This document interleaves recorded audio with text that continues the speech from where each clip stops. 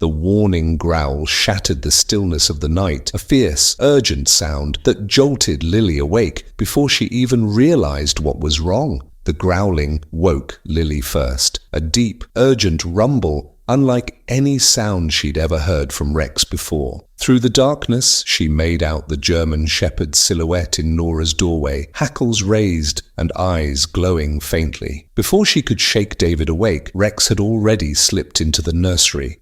"Rex, no!" she screamed, bolting upright. The sickening sound of fabric tearing sliced through the silence. David stumbled out of bed as Lily's bare feet pounded the floor, running. Their 11-month-old daughter's cry pierced the hallway through the nursery door. Lily froze. Rex had Nora's pajamas clenched tightly in his powerful jaws, dragging her tiny body across the floor. "He's gone mad!" David shouted, lunging forward. Rex bolted, baby and all, down the stairs and straight through the dog door. Across the moonlit lawn they chased him, Lily's heart hammering against her ribs. "Drop her!" David screamed, reaching for Nora just as the night exploded behind them. The blast knocked them face first into the dewy grass. Heat scorched their backs as their home erupted into a roaring inferno of glass, wood, and flame. The Harpers had settled in Cedarwood, Washington, just over a year ago, drawn by the towering firs and the close-knit community. David, a broad-shouldered construction foreman with calloused hands and a determined jaw, had fallen hard for the century-old craftsman on Willow Lane. The sagging porch and outdated wiring hadn't fazed him. They were a challenge. "I'll fix it up right," he'd promised Lily, his high school sweetheart and wife of 12 years. "Make it perfect for our family." Lily taught 3rd grade at Cedarwood Elementary, where parents admired her patient smile and firm but gentle approach. She'd been the one insisting they needed time to settle before bringing home a baby. But after years of medical setbacks, Nora's arrival had felt nothing short of a miracle. Their daughter, now 11 months old, had David's piercing blue eyes and Lily's dimpled smile, a perfect blend of them both. Rex had come 3 months before Nora. Lily had spotted him at the county shelter, a dignified German shepherd with intelligent eyes that tracked her every move. The shelter worker explained his previous owners had surrendered him after moving to an apartment that didn't allow large dogs. Something about Rex's steady gaze had called to Lily, though David had been hesitant. "We've got a baby coming," he'd reminded her. "A dog that size is a lot to handle." But Lily had been adamant. "He's special, David. I can feel it." Their next-door neighbor, Frank Peterson, had approved. The 72-year-old retired fire chief often sat on his porch, observing the neighborhood with a vigilance that hadn't faded since retirement. "Good breed," he'd commented, watching David walk Rex around the yard. "Loyal. Smart too, smarter than most folks I've met." What none of them knew then was the history buried in Rex's official paperwork, a past that included specialized training before he'd been deemed too independent for his original role. The shelter had simply labeled him as good with children and house-trained. No one mentioned his extraordinary sense of smell or his stubborn determination when danger was near. At the Harper household, Rex had quickly become Nora's silent guardian, sleeping beside her crib and perking his ears whenever visitors approached. That Tuesday started like any other mid-September morning. David left early for the construction site, kissing Lily and Nora goodbye, while Rex watched quietly from his spot near the kitchen door. Lily had planned a simple day. Grocery shopping in the morning, Nora's pediatrician appointment at 1 o'clock, then home for Nora's nap while she graded papers. But by mid-afternoon, something was different. Rex refused his dinner, an unprecedented event in the Harper home. The German shepherd circled the kitchen restlessly, his nails clicking against the hardwood floors Lily had insisted on preserving during their renovation. "What's gotten into you?" Lily murmured, watching as Rex abandoned his untouched bowl to pace between the kitchen and basement door. She placed her hand on his head, surprised to feel him trembling beneath her touch. "You feeling sick, boy?" Rex whined softly, nudging her hand with his nose before turning back to the basement door. He scratched at it once, then looked back at her expectantly. "Nothing down there but David's tools," she said, opening the door to prove her point. Rex bounded down the stairs, sniffing frantically at the corners of the unfinished basement. Lily followed, bouncing Nora on her hip. C. Nothing exciting. The basement housed David's workshop, the new water heater he'd installed last month, and the old furnace that came with the house. David had been particularly proud of the money they'd saved by doing most of the work themselves instead of hiring contractors. Construction foreman by day, he joked, home improvement wizard by night. Rex circled the furnace 3 times, then sat before it, releasing a low growl that made the hair on Lily's arms stand on end. Enough of that, she said firmly, suddenly uneasy in the dim basement. Come on, upstairs. Nora needs her bath. Throughout the evening, Rex's behavior grew increasingly erratic. He refused to leave Nora's side during her bath, something he normally avoided.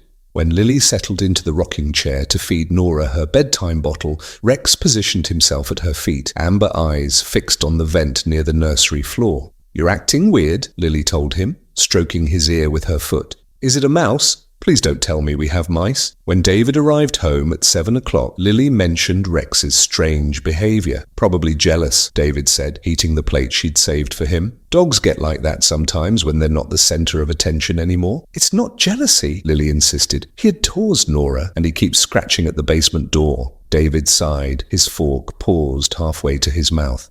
Lily, we've talked about this. You can't humanize him so much. He's a dog, a good dog, but still just an animal. This was an old argument, one that had intensified since Nora's birth. David had grown increasingly concerned about Rex's size relative to their daughter, especially now that she was more mobile. He'd suggested maybe Rex would be happier on a farm somewhere, which had led to 3 days of tense silence between them. I know what dogs act like, Lily countered. I grew up with them. This is different. After dinner, Rex's pacing expanded to include the entire first floor. He'd stand at the front door, whining, then trot to the back door, only to return to the basement entrance twice. David found him standing over Nora's crib, ears erect, body tense. That's it, David said around 10 o'clock, after Rex barked sharply at nothing for the 3rd time. He's sleeping in the garage tonight. I can't have him waking Nora every hour. David, no, Lily protested. Something's wrong. Maybe he's sick, or maybe there's something in the house we're not noticing. Like what? David demanded, his patience thinning. Ghosts? Burglars? The house is secure, Lily. I checked all the windows and doors myself. Rex is just having an off day. Their argument continued in hushed tones as they readied for bed, neither willing to concede. Finally, Lily suggested a compromise. Rex could sleep in our bedroom instead of his usual spot in the nursery. Fine, David agreed reluctantly. But if he keeps this up tomorrow, I'm calling the vet. Maybe he needs something to calm him down. As they settled into bed, Rex remained standing, his body rigid beside Lily's side of the mattress. Even in the darkness, she could see his eyes fixed on their bedroom door, his ears shifting at sounds too faint for human detection. What Lily couldn't know was that Rex had been detecting something since early afternoon, a faint, dangerous smell seeping slowly from the aging gas line David had tightened himself rather than hiring a professional to inspect. The leak had started as a tiny pinprick, but with each passing hour, invisible danger filled the Harper home with mounting urgency. At midnight, with Lily finally drifting into an uneasy sleep beside him, David stepped quietly into the hallway. Rex followed, his nails clicking softly against the hardwood. David beckoned the dog downstairs away from their bedroom, where their whispered conversation might wake Lily. In the kitchen, bathed in the dim glow of the range hood light, David crouched to Rex's level. The German shepherd's eyes, alert and anxious, met his with an intensity that made David uncomfortable. Look, boy, David whispered, running his hand along Rex's thick coat. I know you and I haven't always seen eye to eye, but you're making Lily worry. Whatever's gotten into you, you need to settle down. Rex whined softly, turning toward the basement door again. David sighed, reaching into his pocket for his phone. He scrolled through his contacts until he found the number he'd saved just 3 days earlier. Jason Lawson, a former army buddy who ran a working farm outside Portland and had mentioned needing a good guard dog for his property. The text David composed was brief. Still interested in the German shepherd, thinking it might be best for everyone. Can discuss details tomorrow. He pressed send before he could reconsider, then slipped his phone back into his pocket. The weight of guilt settled in his stomach, but David pushed it aside. This was about Nora's safety. Dogs were unpredictable, no matter how well trained, and Rex was nearly 90 pounds of muscle and powerful jaws. One accident, one moment of aggression or overexcitement around his daughter, and David would never forgive himself. What David didn't know or couldn't know was that Rex's heightened senses had been detecting the steady accumulation of natural gas seeping from the connection David had improperly sealed when installing the new water heater. The aging gas line had a microscopic fracture that had gradually worsened over recent weeks. Tonight, the leak had accelerated. David returned to bed, leaving Rex in the hallway. The dog remained standing, torn between his instinct to stay near the family and his growing awareness of the danger building throughout the house. When David closed the bedroom door, effectively blocking Rex from his humans, the German Shepherd's anxiety deepened. By 2 a.m., Lily woke to Rex scratching frantically at their bedroom door. She slipped from bed, careful not to wake David, and opened it. Rex immediately pushed past her legs and headed straight for Nora's nursery. "Rex, no," Lily whispered firmly, following him. "You'll wake the baby." But Rex was already standing beside Nora's crib, his body rigid with tension. He looked back at Lily, then to the sleeping infant, then to the heating vent near the floor. A low, rumbling growl emerged from his throat. "What is it?" Lily asked, growing concerned. She checked Nora, who remained peacefully asleep, then examined the windows and closet. Nothing seemed amiss yet. Rex's behavior was so unusual she couldn't simply dismiss it. Lily crouched beside him, stroking his fur. "You're really worried about something, aren't you?" The dog's intelligent eyes met hers, and for a moment Lily felt a chill of genuine fear. She stood, lifted Nora carefully from her crib, and carried her back to the master bedroom. "David," she whispered, shaking her husband's shoulder. "Wake up! Something's wrong!" David rolled over, blinking in confusion at the sight of Lily holding Nora, with Rex crowding anxiously behind them. "What time is it?" "Almost 2:30, Lily answered. "Rex is acting strange. I mean, really strange. He won't leave Nora's room and he keeps growling at nothing." David sat up, rubbing his eyes. "We've been through this, Lil. He's just—" "No," Lily cut him off. "This isn't jealousy or attention-seeking. I'm telling you, something's wrong." David's phone buzzed on the nightstand. A text from Jason, definitely interested in the shepherd. "Can pick him up this weekend if that works." Lily caught a glimpse of the message as David hastily silenced his phone. "Who's texting you at this hour about Rex?" The color drained from David's face. "It's not what you think. You're trying to get rid of him." Lily's voice rose, causing Nora to stir in her arms. "Behind my back. I'm trying to keep our daughter safe," David countered, his voice hardening. "Rex is too big, too unpredictable. What happens when Nora starts walking and pulls his tail or ears? What if he snaps at her?" "He would never hurt Nora," Lily insisted. "He protects her. He's an animal." "Lily, not a person, not a babysitter, just a dog with instincts we can't fully understand or control." Their argument escalated, with Nora now fully awake and fussing between them. Rex paced anxiously at the foot of the bed, occasionally returning to the door to whine and scratch. "Look at him!" David gestured in frustration. "This is exactly what I'm talking about. He's acting erratic. What if next time, instead of pacing and whining, he decides to bite? He's trying to tell us something," Lily insisted, tears of frustration welling in her eyes. David threw his hands up. "Like what? That he needs to go out? That he heard a raccoon? That he's annoyed we're paying attention to our daughter instead of him?" "I don't know," Lily admitted, bouncing Nora gently to soothe her. "But I know Rex. This isn't normal behavior for him." "That's exactly my point," David said, his voice lowering as he tried to regain his composure. "Let me take Nora. You take Rex outside. Let him burn off some energy, and then we're all going back to sleep. Tomorrow, I'm calling the vet." As Lily handed Nora to David, Rex suddenly stopped pacing. He stood perfectly still, head raised, ears forward. The behavioral shift was so dramatic that both parents paused their argument to watch him. Rex turned his head slowly, methodically, as if calculating something beyond human perception. Then, without warning, he leapt onto the bed, seized Nora's pajamas carefully between his teeth, and yanked the baby from David's startled arms. Before either parent could react, Rex was bolting for the stairs, dragging Nora, who had begun to wail in terror behind him. The immediate aftermath of the explosion plunged Maple Street into chaos. Fire engines wailed in the distance as neighbors emerged from their homes in various states of undress, drawn by the thunderous blast that had shattered windows and set off car alarms up and down the block. The Harper home was now a roaring inferno, flames shooting 50 feet into the night sky, illuminating the neighborhood in a hellish orange glow. David lay sprawled on the damp grass, his mind struggling to process the scene before him. One moment he had been chasing Rex, fury and terror, mingling as he watched his dog drag his baby daughter across the lawn. The next, he was face down in the grass, ears ringing, lungs burning from the superheated air that had rushed over him. Lily lay beside him, her nightgown singed, hair wild, face contorted in shock. "Nora!" she screamed, scrambling to her knees. Their daughter wailed from several yards away, still in Rex's protective grasp. The German shepherd stood over the baby, his body positioned between the child and the burning house, hackles raised as he faced the inferno. David crawled toward them, his legs refusing to support his weight. "Nora!" he gasped, reaching for his daughter. Rex released his gentle hold on the baby's pajamas, allowing David to gather her into his arms. The dog's muzzle was singed, the fur around his face darkened from the blast.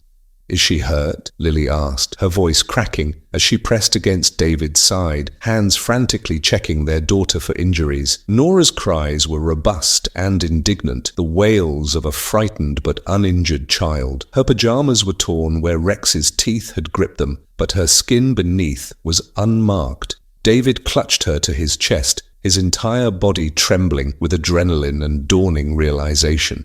"He saved her," David whispered, looking at the dog who now stood at attention, watching the burning house as if standing guard. "He saved all of us." Frank Wilson was the first neighbor to reach them, moving with surprising agility for his 72 years. The retired fire chief's experienced eyes took in the scene in seconds, the intensity of the flames, the collapsed section of roof, the family huddled on the lawn. "Gas explosion," he stated grimly, helping David to his feet. "You're lucky to be alive. All of you need to move further back. There could be secondary explosions." As if summoned by his words, another boom rocked the night as something in the garage ignited, sending a fresh plume of flame skyward. Rex barked sharply, herding the humans further from danger. "My home," David said numbly, watching as 30 years of mortgage payments and 14 months of renovations dissolved into ash before his eyes. "Everything we own." "You're alive," Frank reminded him firmly, guiding the family toward his own house across the street.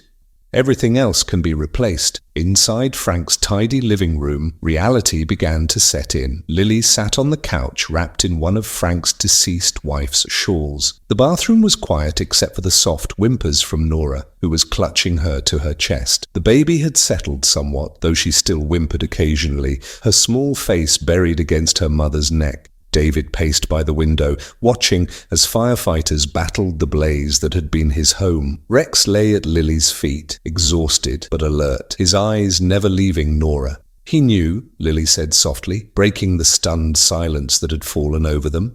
"He was trying to tell us all evening. That's why he kept going to the basement, why he was so agitated." David turned from the window, his face ashen in the dim light. "The water heater," he said, the words barely audible. "I installed it myself last month." "What do you mean?" Lily asked. David couldn't meet her eyes. "I did the gas connection myself. Saved us $800 on the plumber." The implications of his confession hung in the air between them. Frank, who had been quietly making coffee in the kitchen, paused in the doorway. "You connected a gas line without a license?" the retired fire chief asked, his voice carefully neutral. David nodded miserably. "I've watched the pros do it dozens of times on construction sites. It seemed simple enough." "Jesus Christ, David," Lily whispered, her arms tightening around Nora. "You could have killed us all." The accusation landed like a physical blow. David flinched, then straightened his shoulders defensively. "I was trying to save money for Nora's college fund, for the repairs the house still needed." "The house that's now a pile of burning rubble," Lily said, her voice rising. "Our home, David. Everything we had." Rex lifted his head at her distress, letting out a soft whine. Lily's hand dropped automatically to stroke his head, her fingers finding the singed fur around his muzzle. "He tried to warn us," she repeated. "And you wanted to get rid of him?" The arrival of emergency services temporarily suspended their argument. Paramedics insisted on taking them to the hospital to be checked for smoke inhalation and injuries.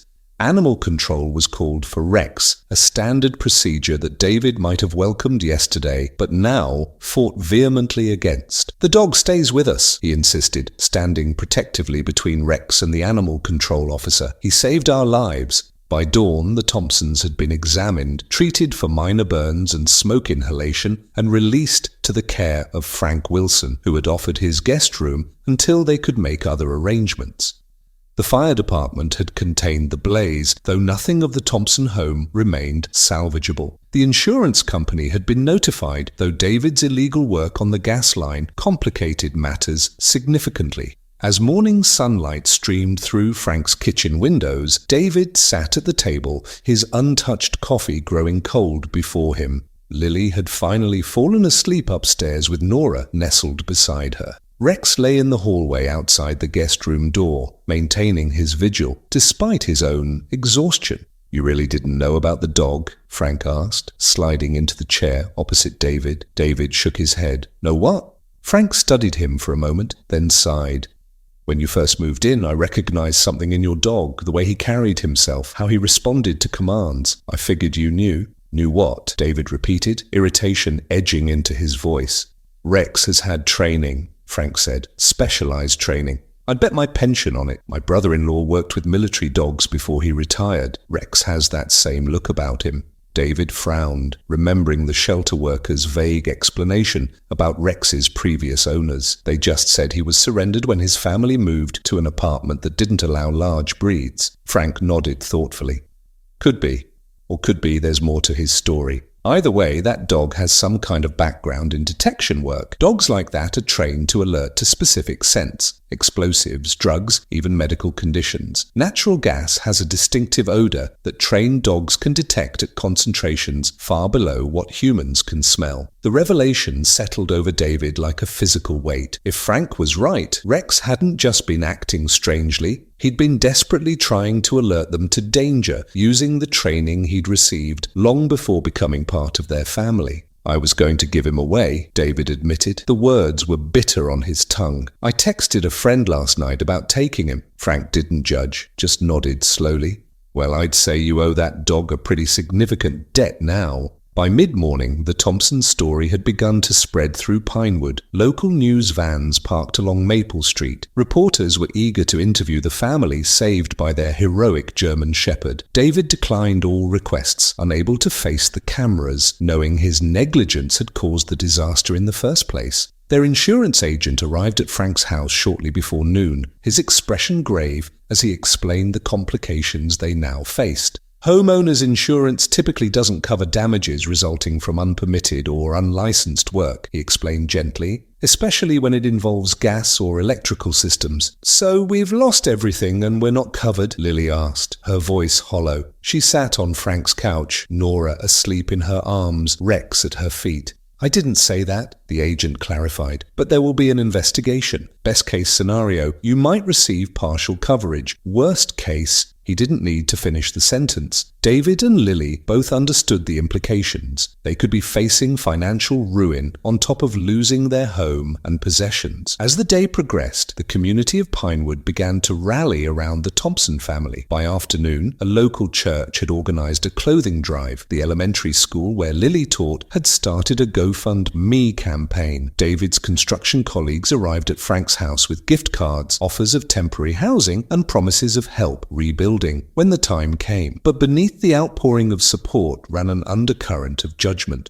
David overheard whispers, caught sideways glances. Word of his DIY gas connection had spread along with speculation about his competence and responsibility. At the construction site where he worked, safety was paramount. Yet in his own home, he had cut corners in ways that endangered his family. As evening approached, Lily found David sitting alone on Frank's back porch, staring into the gathering. Darkness. Rex lay nearby, his vigilant eyes following Nora as she crawled on a blanket under Lily's watchful gaze. "The fire marshal wants to speak with you tomorrow," Lily said, her voice carefully neutral. "About the water heater installation." David nodded without looking at her. "I know. Are there going to be legal consequences?" "Probably," David admitted. "Unpermitted work, possible negligence. I don't know exactly what charges could apply." Lily sat beside him, shifting Nora to her lap. "Why didn't you just hire the plumber?" "David, we could have afforded it." "Could we?" David challenged, finally meeting her gaze. "Between the mortgage, the roof repairs, the medical bills from Nora's birth, I was trying to stretch every dollar. I thought I could handle it." "You should have told me we were struggling," Lily said softly. "We could have figured something out together, something that didn't involve risking our lives." Before David could respond, Rex suddenly stood, his attention fixed on something in the yard. A moment later, a police car pulled into Frank's driveway. 2 officers approached the house, their expressions solemn. "David Thompson," the taller officer called.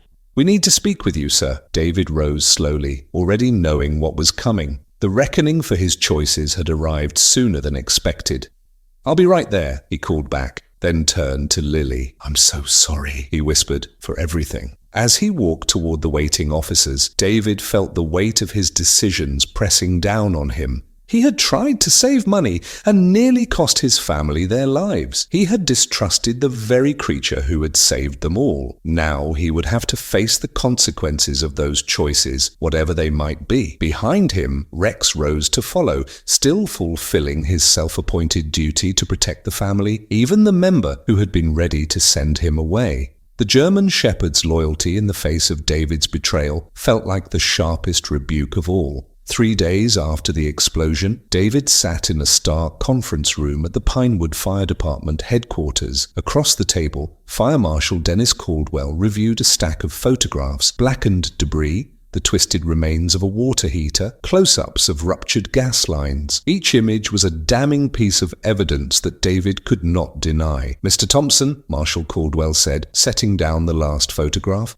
"our investigation has confirmed that the point of origin was indeed the improperly installed gas line connecting to your water heater. The threading was inadequate, and there was no evidence of proper sealing compound. This created a slow leak that over time allowed gas to accumulate throughout your home." David nodded, his throat tight. "I understand. Do you have any formal training in gas line installation or plumbing?" "No, sir." "Were you aware that in Oregon connecting gas appliances requires a licensed plumber?" "Yes," David admitted, the single word heavy with consequence. Marshal Caldwell leaned back in his chair, studying David with a mixture of professional detachment and human sympathy. "You're fortunate, Mr. Thompson. Most gas explosions of this magnitude don't leave survivors." The fire marshal pushed a document across the table. David recognized it immediately. The official incident report that would determine insurance coverage, potential legal penalties, and perhaps even criminal charges. "I'm recommending that the county prosecutor review this case for possible charges of reckless endangerment," Marshal Caldwell said. "However, I've also included my professional assessment that there was no malicious intent, only misguided DIY efforts." David stared at the document, the technical language swimming before his eyes. "What happens now?" "That's largely up to the prosecutor. Given that there were no fatalities or injuries to anyone outside your family, they may opt for a fine and mandatory safety classes rather than criminal charges, but I can't make any promises." As David left the fire department, the weight of potential legal consequences pressed down on him. But even heavier was the knowledge that his attempt to save $800 had nearly cost him everything that mattered.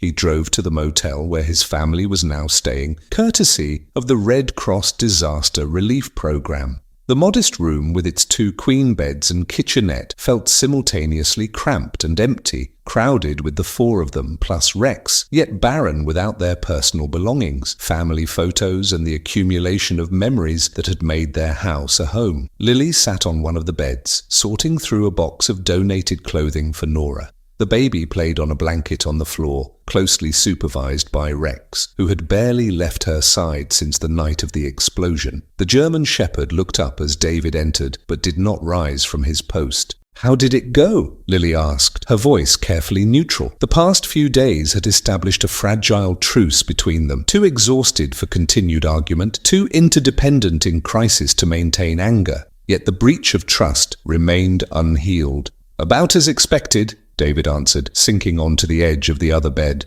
"The fire marshal is recommending charges, but he also put in a good word about lack of malicious intent." Lily nodded, returning to her sorting. After a moment, she said, "Dr. Landon called from the veterinary clinic. She got Max's microchip information from when they checked him after the fire." Scott looked up suddenly, alert. "She said there's something unusual about his records. She wants us to bring him in tomorrow morning." Before Scott could respond, there was a knock at the door. He opened it to find Frank Wilson and a woman he didn't recognize, tall, with short grey hair and the confident bearing of someone accustomed to authority.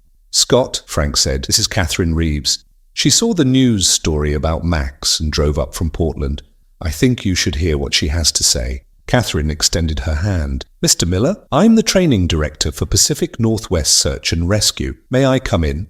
Once introductions were complete and everyone was seated, Frank and Catherine in the room's 2 chairs, Scott and Lily on opposite beds, Catherine got straight to the point. 3 years ago, we had a German shepherd in our program named Maverick. He was one of our most promising trainees for gas and chemical detection.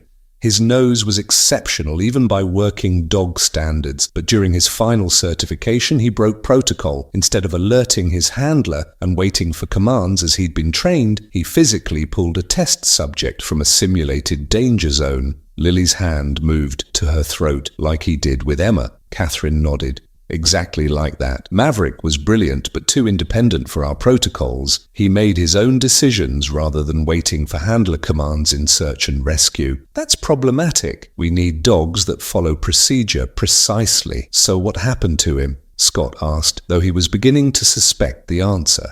"We had to wash him out of the program," Catherine explained. "We found him what we thought was a good home with a retired couple in Salem. When they moved to an apartment that didn't allow large dogs 8 months later, they surrendered him to a shelter. We lost track of him after that." Scott and Lily exchanged glances. The timeline matched perfectly with when they had adopted Max from the county shelter. "May I?" Catherine asked, patting her leg to call Max. The German shepherd looked to Lily, who nodded permission. He approached Catherine cautiously, allowing her to examine him. "The colouring is right. Age is consistent," she murmured, checking his ears and gently lifting his lip. "Ah, there it is. The small notch in his upper left canine. This is definitely Maverick." "Max?" Lily corrected softly. "His name is Max now," Catherine smiled.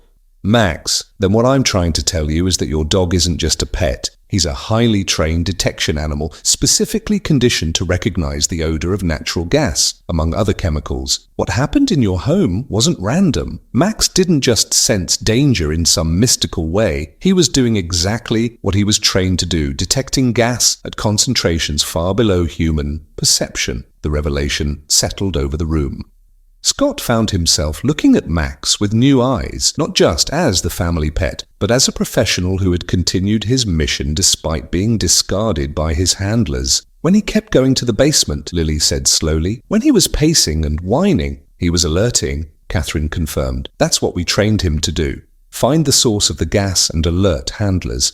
When you didn't respond to his alerts, he escalated just as he was trained, and when the concentration reached critical levels, he did what got him expelled from our program. He took direct action to remove a vulnerable individual from danger." The weight of this knowledge pressed on Scott's chest. Max hadn't been acting strangely or becoming aggressive. He had been desperately trying to communicate in the only way he knew how, trying to save them, even as Scott had been making plans to get rid of him. "There's more," Catherine continued. "Our program has been following your story since it hit the news. We'd like to formally recognize Max for his actions." She hesitated, glancing at Frank, who gave a subtle nod of encouragement. "We'd like to offer him reinstatement in our program."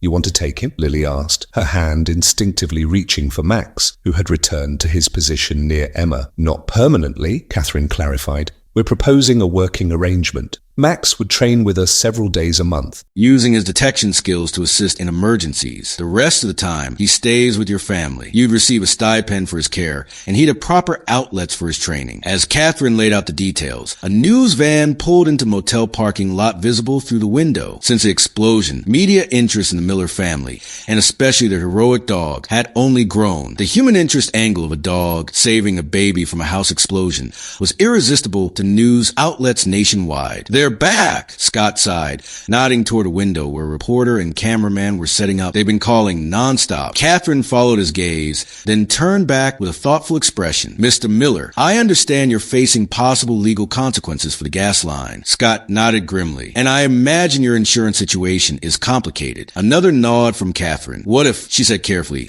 "we work together to shift the narrative? Focus less on the mistakes that led to the explosion and more on Max's training and the importance of professional detection work. It could turn this from a story about negligence into one about second chances for both you and Max." Scott looked to Lily, searching her face. For the first time since the explosion, he saw something other than guarded neutrality, a flicker of hope. "It wouldn't erase what happened," Catherine continued, "but it might create something positive out of this disaster. And frankly, a sympathetic public narrative could influence how aggressively the prosecutor pursues charges." Frank, who had been quiet until now, leaned forward. "I've already talked with folks at the county building department. They're willing to work with Scott on a diversion program, safety classes, community service, teaching proper home maintenance, instead of harsher penalties. This could tip the scales in your favor." As the weight of Catherine's offer settled, Emma began to fuss. Max was instantly alert, moving to the baby's side. Scott watched as his daughter reached for the dog's fur, steadying herself as she pulled to a standing position. Max remained perfectly still, allowing the baby to use him for support. The sight crystallized something in Scott's mind. His family had lost their home and possessions. His reputation and career hung in the balance. They faced an uncertain financial and legal future. But they were alive, all of them, because the dog he had misjudged and planned to discard had recognized danger when humans could not. "What do you think?" Scott asked Lily. The question carried far more than just Catherine's proposal. Lily studied him for a long moment. "I think," she said finally, "that we all deserve second chances, even you." It wasn't forgiveness, not yet, but it was an opening, a possibility that their family might find its way forward together. Scott nodded, turning back to Catherine. "Tell us more about this program," he said, "and about how we can help people understand what detection dogs like him are capable of." As Catherine began explaining the details, Max settled back beside Emma, his mission to protect unending. Outside, the reporter waited, unaware that the story she sought was transforming into something far more complex than a simple tale of a heroic dog. 1 week after the explosion, Scott stood alone amid the blackened ruins of what had once been his home. The acrid smell of smoke still clung to the charred timbers despite the recent rain. Yellow caution tape fluttered in the autumn breeze like tattered flags of surrender. Insurance investigators had completed their initial assessment, and the verdict was as grim as Scott had feared. Their policy would cover only a fraction of the loss, barely enough to clear the debris, let alone rebuild. The adjuster had been professionally sympathetic, but unmistakably clear. Unauthorized modification of gas lines constituted a policy exclusion. "We'll cover the contents at replacement value," he explained, "but structural damage resulting from unpermitted work falls outside our liability." Scott picked his way carefully through the remnants of the living room. The couch where he and Lily had spent countless evenings was now an unrecognizable mound of springs and ash. The television where they'd watched Emma's first Christmas videos had melted into a grotesque sculpture of plastic and metal. The framed wedding photo that had hung above the mantel was simply gone, as if the 15 years of marriage it represented had been erased. In the corner where Emma's playpen had stood, Scott spotted a partially melted plastic ring, the stacking toy she'd received for her 9-month milestone. He picked it up, rubbing soot from its surface with his thumb. This small damaged toy was now one of the few tangible connections to their previous life. His phone buzzed with a text from Lily, meeting with the prosecutor in 1 hour. Don't be late. The county prosecutor had agreed to meet with them following Frank Wilson's intervention and a character reference from Marshall Caldwell. Today, Scott would learn whether he faced criminal charges for the decisions that had destroyed their home. He pocketed the plastic ring and took one last look at the devastation. Then, squaring his shoulders, he walked his truck. Whatever consequences awaited him, he would face them head on. The county courthouse was a stately brick building in downtown Pinewood, its steps worn smooth by generations of citizens seeking justice or facing judgment. Scott found Lily waiting outside. Emma strapped her chest in a baby carrier. They had left Max at Frank's house. No dogs allowed in the courthouse, even heroes. "How bad is it?" Lily asked, nodding toward their former home. "Bad," bad, Scott admitted. Nothing salvageable. Lily nodded, her expression carefully composed. She'd maintained a protective emotional distance since the night of the explosion, caring for Emma, coordinating with relief organizations, navigating insurance claims, all with efficient detachment. The raw anger had faded, but in its place was something that frightened Scott even more: resignation. They entered the courthouse together, but not quite united. The prosecutor's office was on the third floor, a wood-paneled environment of hushed voices and solemn faces. Assistant District Attorney Marilyn Hodes met them in a small conference room, her expression unreadable as she arranged files before her. Mr. and Mrs. Miller, Scott supplied. I have reviewed the fire marshal's report along with the building inspector's assessment and witness statements. The facts are clear. You, Mr. Miller, installed a gas line without proper licensing or permits, which directly led to the explosion that destroyed your home. Scott nodded, accepting the statement without protest. Under Oregon law, this constitutes reckless endangerment, potentially criminal negligence, and multiple building code violations. She tapped the document before her. The standard procedure would be to file charges. Lily's hand found Scott's under the table, squeezing tightly. Despite everything, she was still beside him in this moment of reckoning. The simple gesture nearly undid him. However, the prosecutor continued, I've also received numerous communications from your community. Fire Marshal Caldwell speaks highly of your cooperation with the investigation. Your employer attests to your otherwise impeccable safety record as a construction foreman. And frankly, the circumstances of your rescue by the family dog have created a rather unusual public relations situation. She closed the file and looked directly at Scott. I'm offering a deferred prosecution agreement. No criminal charges will be filed if you complete the following: 200 hours of community service, specifically teaching home safety classes, full compliance with all rebuilding permits and inspections, and payment of $5,000 civil penalty to the county building department. Scott exhaled slowly, scarcely believing what he was hearing. No criminal charges, provided you meet all conditions. Correct. Ms. Hodes' expression softened slightly. Mr. Miller, you've already lost your home and nearly lost your family. The purpose of the justice system isn't just punishment. It's correction and rehabilitation. I believe you've learned a lesson no court sentence could reinforce. As they left the courthouse, the weight of criminal prosecution lifted from his shoulders. Scott felt a surge of gratitude, so powerful it nearly brought him to his knees. He turned to Lily, words of relief and thanks forming on his lips, only to find her eyes brimming with tears. Lily, he said quietly, reaching for her. She stepped back, shaking her head. Not here, she whispered, glancing around at the bustling public square. They drove in silence to the extended stay hotel where they had moved after Red Cross assistance ended. The sterile, temporary space was functional but soulless. Generic furniture, bland artwork, nothing like the character-filled craftsman home they had lost. As soon as they were inside their room, Lily placed Emma in her portable crib and turned to Scott. My mother called this morning. She's offered for us to stay with her in Seattle until we figure things out. Scott felt the floor drop away beneath him. Seattle? That's 4 hours away. What about your job? What about rebuilding? I've been granted compassionate leave for the rest of the semester, Lily said, her voice steady despite the tears now flowing freely. As for rebuilding, Scott, we can't afford it. The insurance settlement won't even cover half the cost. And now there's this $5,000 penalty on top of everything else. We can make it work, Scott insisted. My company offered a loan. Catherine mentioned that stipend for Max's training.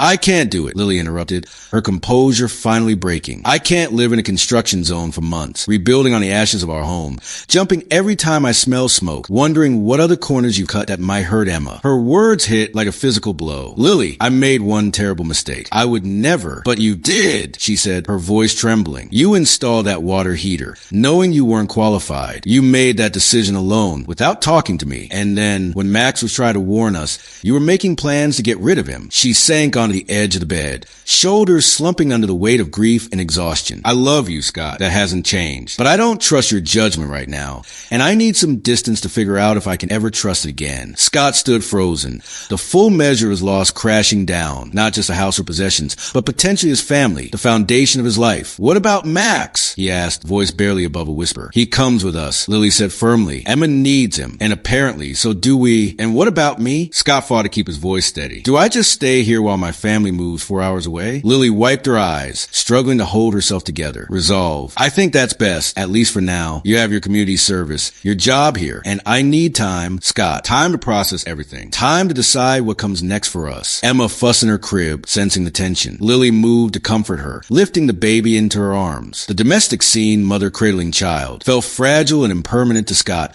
a moment he might soon witness only during scheduled visits. "When would you go?" he asked, dreading the answer. "My mother's driving down tomorrow," Lily replied. "We'd leave the day after. 2 days. Just 2 days until he would be alone in this anonymous hotel room, cut off from everything that had given his life meaning and purpose." The thought was almost unbearable. "I made a terrible mistake," Scott said, his voice breaking. "But please, don't punish Emma by taking her away from her father. Don't separate our family." Lily looked at him long and hard, her expression a complicated mix of love, hurt, and exhaustion. "This isn't punishment, Scott. It's protection. For Emma, for me, and maybe even for you. We all need space to heal from this trauma, to figure out who we are now that everything has changed." As the reality of their impending separation settled over him, Scott felt a desolation more complete than when he'd stood among the ruins of their home. The physical structure could be rebuilt, given time and resources, but the foundation of trust between husband and wife, once fractured, could it ever be fully restored? 3 weeks after Lily left for Seattle with Emma and Max, Scott sat in the back row of the Pinewood Community Center, watching Catherine Reeves address a packed audience. A slideshow behind her displayed dramatic photos of search and rescue dogs in action, scaling rubble piles, navigating floodwaters, sniffing through debris. One photo showed Max during a training exercise, his focus intense as he detected chemicals hidden in a test environment. Detection dogs like Max, or Maverick as we knew him, can identify scent at concentrations as low as 1 part per billion. Catherine explained to the rapt crowd, that's roughly equivalent to detecting a single drop of liquid in an Olympic-sized swimming pool. The community forum had been Frank Wilson's idea, a way to educate Pinewood residents about home safety while sharing Max's remarkable story. It was part of Scott's community service, though he would have attended regardless. Any connection to his family, even secondhand stories about Max's training, had become precious. "What many don't realize," Catherine continued, "is that the natural gas entering our homes is actually odorless. The rotten egg smell we associate with leaks comes from an additive called mercaptan, specifically included so humans can detect danger. But even with this additive, leaks can go unnoticed, especially slow ones that build gradually in enclosed spaces." From his seat, Scott watched neighbors nod and take notes. Familiar faces, parents of Lily's students, colleagues from construction sites, the barista who had made his coffee every morning for the past year. All people whose lives continued normally while his had fractured beyond recognition. In the Miller family's case, Catherine said, gesturing toward Scott, Max detected that leak hours before it reached critical levels. His increasingly agitated behavior, the pacing, whining, attempts to draw attention, were trained responses to gas presence. When those alerts were missed, he escalated to his final emergency instruction, removing the most vulnerable person from danger. A murmur of appreciation rippled through the crowd. Several people looked at Scott with a mix of sympathy and something uncomfortably close to pity. After the presentation, Frank came to Scott's side, clapping a weather hand on his shoulder. "Good turnout," the retired fire chief observed. "I'd say half the town's here." "Seems like it," Scott agreed, watching the crowd gather around Catherine with questions about detection dogs and home safety. "Heard from Lily today?" Frank asked casually. Scott shook his head. Their communication had shrunk to brief texts about logistics, occasional video calls where he saw Emma, but still struggled to bridge the distance. Lily remained polite but distant, still sorting her feelings about what had happened and what might come next. "Give it time," Frank advised, reading Scott's thoughts. 3 weeks isn't nearly long enough to process something like this. "For any of you," the older man hesitated, then added, "There's something I've been meaning to tell you, something I should have said sooner." Scott turned to him, curious. "I noticed the smell," Frank admitted quietly, "that evening when I came over to return your drill. There was a faint odor in your entryway, but I figure it was just from the new appliances. Maybe some plumbing work. I should have said something. Should have asked questions." The confession startled Scott. Frank Wilson, with his decades of fire service experience, had detected what Scott had missed, yet even he had dismissed it, had not recognized the danger lurking in the Miller home. "You couldn't have known," Scott said, absurdly finding himself comforting the man who had been his family's rock through the crisis. "Neither could you," Frank replied pointedly. "Not really. You made a mistake with the installation, yes, but the failure to recognize the leak? That could have happened to anyone without specialized training." The distinction struck Scott. In his mind, the entire disaster, from the faulty installation to the explosion, had been a single unbroken chain of personal failure. Frank's perspective offered a more nuanced reality. The installation was a mistake, but missing the subtle signs of the leak was simply a limitation of ordinary human perception. As the crowd began to disperse, Catherine approached them, her expression animated after the successful presentation. "Scott, do you have a minute?" she asked. "There's something I'd like to discuss privately." In a quiet corner of the community center, Catherine showed Scott a folder filled with documents and photographs. These are Max's original training records, she explained, including evaluations from his first handler and notes from the certification test where he was removed from the program. Scott studied the materials with growing interest. The documents painted a picture of a dog with exceptional detection abilities, but also a stubborn independence that frustrated his handlers. One note caught his eye. Max's training notes revealed a flaw once seen as a liability: his need for physical contact when alerting to danger. Yet, in hindsight, it saved Emma's life. What was once considered disobedience was now understood as a deeper protective instinct. Catherine's insight reframed the past. Max had not failed. Perhaps none of them truly had. They had simply misunderstood what demanded closer attention. As Catherine shared updates on Max's progress and Lily's thoughts, Scott recognized how much he had overlooked, not just the warning signs of a gas leak, but also the emotional needs of his wife, the value of humility, and the meaning of true protection. Catherine's suggestion lingered in his mind. Space doesn't always mean distance. Sometimes it means making room for healing. That night, Scott acted on it. He reached out to Lily, not with answers, but with willingness. Their conversation reopened a long, closed channel. 3 hours of raw honesty that stripped away pride and revealed the deeper roots of Scott's mistake. Not malice, but fear and pressure to be everything without ever asking for help. Lily didn't need perfection. She needed partnership. In seeing this, Scott shifted, not just in regret, but in responsibility. When he saw Max on a video call, still guarding Emma as she slept, Scott finally understood what real attention meant. Not just danger, but to love, to trust, and to doing better even when it's hard. 6 months later, Scott stood on the cleared lot of what would be their new home. Smaller, simpler, safer. Every beam, every pipe, every inspection represented his new outlook. Attention not as vigilance alone, but as care and action. No shortcuts, no assumptions, only deliberate effort to build something lasting. Where their old home once stood, now rose a promise, not just a shelter, but of shared resolve. The road ahead was uncertain, but for the first time, Scott felt truly prepared to walk it, eyes open, heart engaged, attention paid. Your electrician did excellent work. You're clear to close up the walls. What once would have felt like a routine sign-off now held deep meaning for Scott Miller. That final permit wasn't just a piece of paper. It was a quiet declaration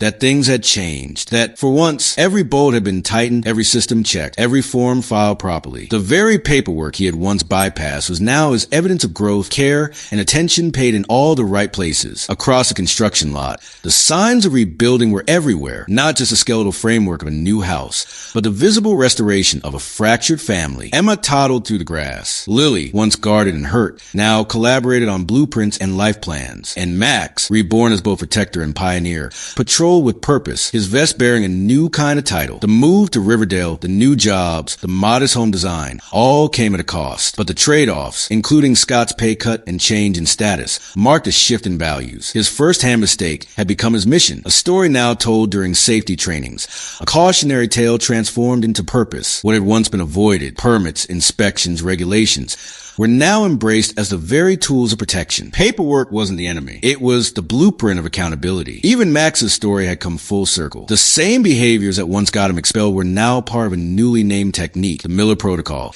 inspired by the chaos that nearly took everything. His actions, once misunderstood, were now being studied, codified, and taught. The irony wasn't lost on Scott. The dog no one wanted to work with was now setting standards. And the man who had skipped steps was now building, step by deliberate step, the safest house in the county. But more importantly, they were building it together, every blueprint reviewed as partners, every expense debated honestly. What had begun with stacks of insurance forms and court-mandated service hours had transformed into habits of transparency and shared purpose. The paperwork had become a language of trust. As neighbors stopped by and Catherine Reeves arrived bearing gifts, it was clear they weren't just witnessing a reconstruction, they were part of redemption. Later, sitting beside Lily on a picnic blanket near the future front porch, Scott was struck by a wave of gratitude. Not everything was fixed. Not everything could be. But in this place, documented, permitted, certified, was a quiet kind of peace. They hadn't just survived the fire. They had learned how to build something stronger in its place. By the time neighbors began stopping by, drawn by curiosity and the quiet magnetism of Max,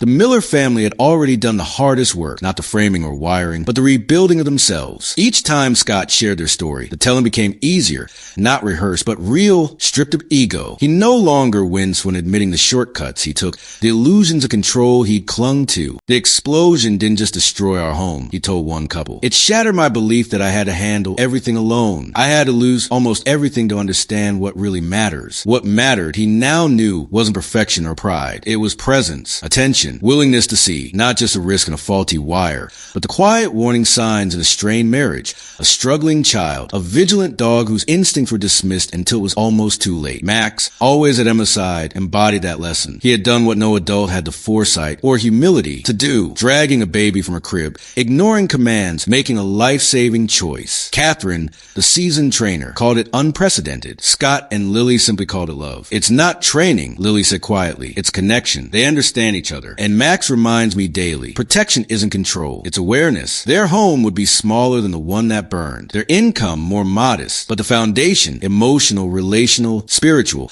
was stronger than any blueprint could convey. The late day sun cast golden light across the framing as Scott looked at Lily, their sleeping daughter, and the dog who never rested. The question slipped from his lips, quiet but aching. Do you think we'll ever really feel safe again? Lily didn't answer right away. Her eyes moved from child to structure to sentinel, measuring something unseen. Safety isn't the absence of danger, she said at last. It's the presence of awareness, preparation, connection. If that's the definition, then yes, I think we're safer than we've ever been. As dusk settled, they gathered their things, lingering for a moment longer. Scott gazed at the house, not for what it would become, but for what it already symbolized. Redemption, grace, effort, a second chance earned, not granted. Max rose, stretching silently, then took his place beside Emma's carrier. Come on, boy, Scott said softly. Let's go home. They had lost much, but what they had rebuilt within themselves would endure. In the aftermath of loss, we often look for strength in the obvious places: physical power, financial stability, control over variables. But the Miller story reminds us true protection doesn't always come from expected sources. It isn't always about strength. It isn't always about control. Sometimes protection begins in a whisper, an instinct, a subtle warning, a dog refusing to obey. Sometimes it's not the strongest who save us, but the ones who sense danger before we do.